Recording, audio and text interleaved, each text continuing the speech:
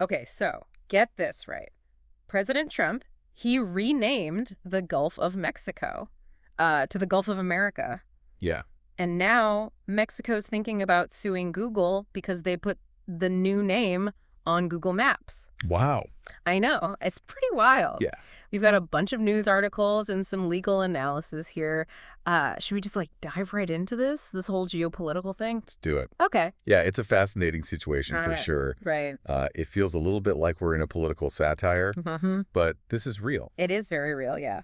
Okay, so backing up a sec, Trump signed this executive order back in January, and it made the name change official. Did he even explain this at all? Yeah, he did actually. He released a statement, and in it, he said, and I'm quoting here directly, "We're going to be changing the name of the Gulf of Mexico to the Gulf of America," which has a beautiful ring to it that covers a lot of territory. The Gulf of America, what a beautiful name, and it's appropriate. A beautiful ring, huh? So that settles it. But really, though, can he even do that? Can one country just decide to rename something like that? Yeah, that is a very good question. Especially when it's shared with other countries, right? I mean, that's Yeah. a big part of what this is all about. And Mexico's not happy about it at all. Yep. In fact, Mexican President Claudia Sheinbaum, she's considering a lawsuit Against? against Google for updating their maps. I mean, it seems a little weird, doesn't it, going after Google? Why not just go after the U.S. directly? Well, it's actually a pretty smart move when you think about it. Okay. So going after Google really puts a spotlight on these big tech companies, right?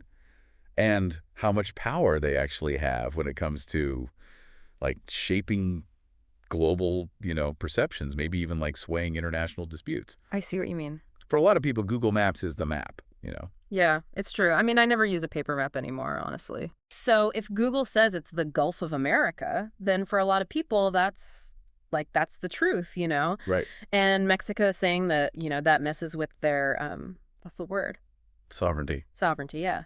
It's their Gulf, too, and Google can't just change that. Yeah, and it could set a precedent, too. Okay. Other countries might see this and think, well, if the U.S. can rename a body of water, why can't we? Oh, right. So it could kind of open a can of worms in other parts of the world, too, huh? Exactly. Okay. Now, Sheinbaum, she said, and this is a quote, "All we are asking of Google is to look at the decree that the White House released and that President Donald Trump signed. You'll see in that decree that it does not refer to the whole Gulf. If necessary, we will file a civil suit.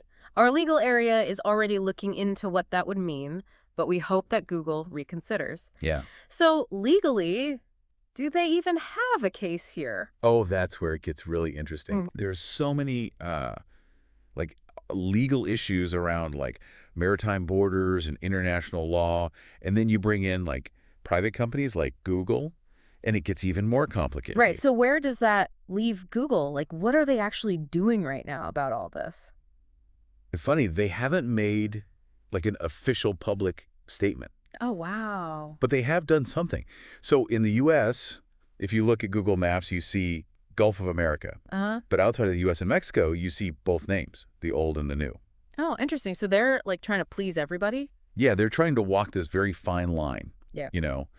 They want to stay objective and accurate, but at the same time, this is forcing them to choose sides. And no matter what they do, they're going to tick somebody off, huh? Exactly. If they side with the U.S., they're going to anger Mexico. Right. And maybe other countries, too. Right. And if they side with Mexico, well, they risk a backlash from the U.S. government. It's a tough spot to be in. It really is. And it shows just how much influence these tech companies have now. Yeah. And what a tricky situation they're in when it comes to this whole, world of politics. They're not just making maps anymore. They're players on the world stage. Yeah, I never thought of it that way.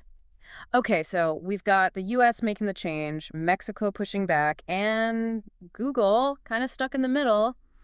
Anyone else involved in this whole drama? You might be surprised to hear this, but the Federal Aviation Administration, the FAA, is also changing its systems to use the new name. Whoa, really? So it sounds like the U.S. government is serious about this name change. I mean, is this all just for show, or is there something, more to it? That's a great question, and it kind of gets to the core of what we're looking at here. Okay. Is this just Trump trying to make a statement? Or could changing the name of the Gulf of Mexico actually have a real lasting impact on global relations? That's a really good question, and that's exactly what I want to get into. Let's take a quick break. We'll be right back. All right, so we're back, and we're still talking about this whole Gulf of America thing. Before the break, we were talking about how committed the U.S. government seems to be about this name change. Right. What do you think? Like, are they really trying to make a big statement here? Well, you got to remember that names are powerful, you Yeah. know. They really affect how we see the world, how we, interact with it. Okay. Yeah. And in geopolitics specifically, renaming a place can be a way of, kind of showing dominance, controlling how people talk about it, Right. maybe even erasing the old identity. So it's not just about the name itself. Exactly. It's about the message behind it. Yeah, think about historical examples. Okay. Like when cities or countries get renamed after someone conquers them, or, when a new regime comes into power.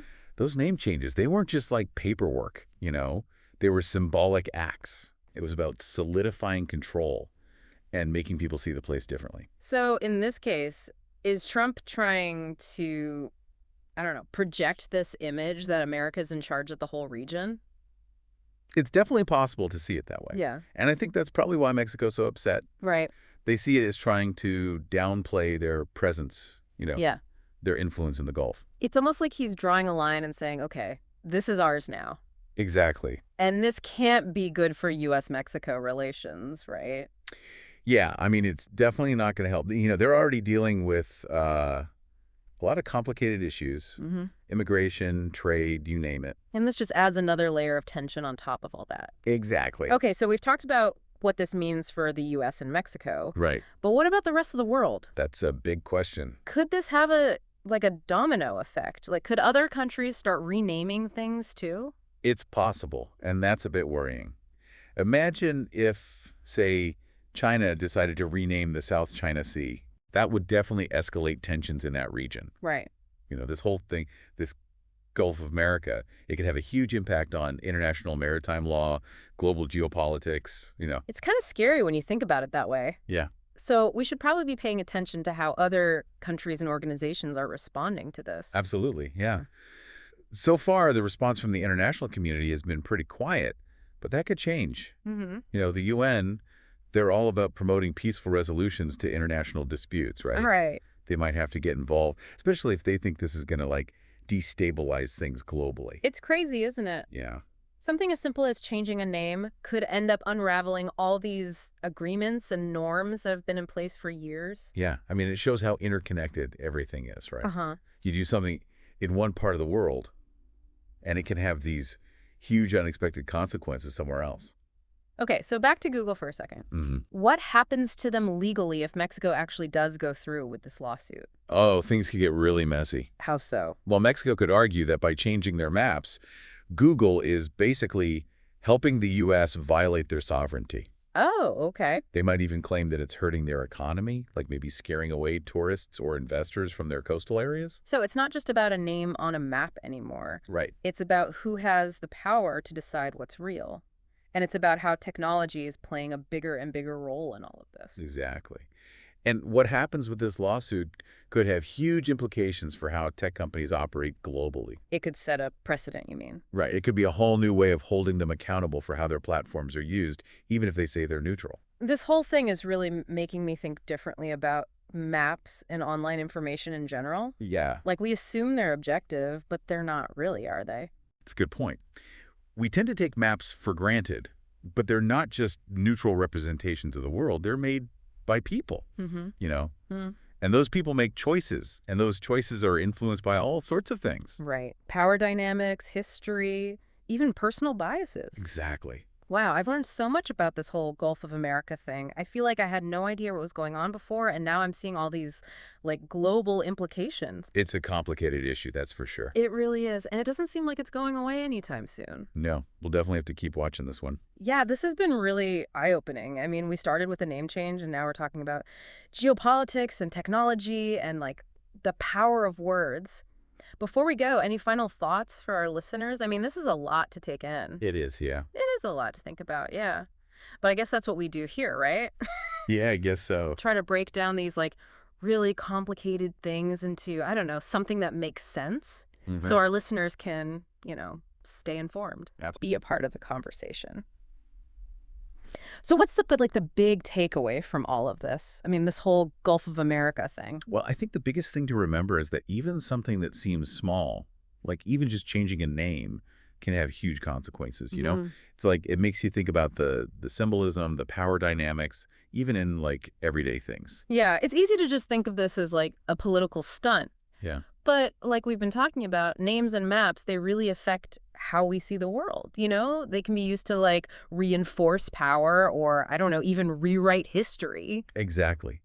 And in this case with the Gulf of Mexico, it brings up some really fundamental questions, right? Uh-huh. About like sovereignty, international law, and how technology is changing, and how we see the world. Okay, so what do we do with all this information?